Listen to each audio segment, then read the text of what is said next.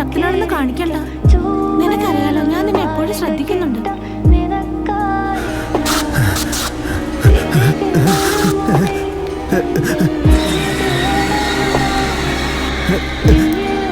എന്തായി സംഭവിക്കുന്നത്? എന്തുകൊണ്ടായി വിചിത്രമായ ചിത്രങ്ങൾ എന്റെ മുന്നിൽ തെളിയുന്നത്? കുറച്ചു സമയം കൂടി പിടിച്ചു നിൽക്ക്.